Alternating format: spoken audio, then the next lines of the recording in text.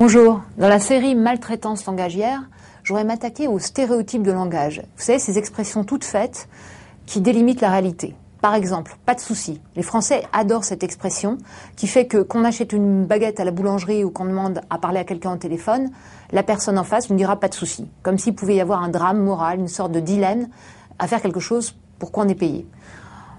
Que du bonheur. Les gens adorent dire ça. Il n'y a rien que du bonheur, que du bonheur. Qu'une réunion soit fixée ou qu'un document soit terminé à temps, c'est que du bonheur. On peut se poser la question de ce qui se passe quand une vraie joie advient dans la vie de ces personnes. Une autre expression aussi, ça me tue. Les gens aiment bien dire ça me tue.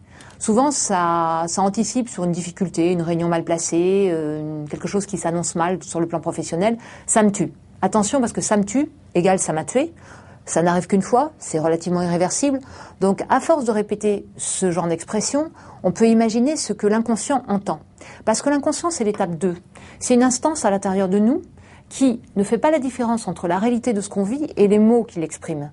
Si on répète des mots qui figent une réalité, même à notre propos, moi qui suis bordélique, moi qui ne sais pas m'organiser, de toute façon, moi je suis nulle dans ce genre d'aspect, ou je ne sais pas communiquer de toute façon, ou je suis pas insensible, toutes ces expressions vont finir par tisser une réalité, une sorte de programme que notre inconscient va mettre en place pour justement illustrer ce qu'on dit de nous-mêmes.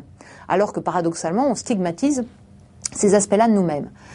Et deuxième étape, l'inconscient va aussi parler à l'inconscient des gens qui nous écoutent. En clair, si on dit des choses négatives de nous, les autres vont les répéter.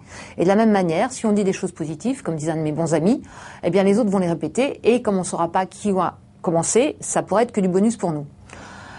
Plus sérieusement, attention à ce qu'on dit, parce que dans les univers clos, que sont les entreprises, même s'il y a des relations à l'extérieur, tout propos peut avoir un effet de caisse de résonance.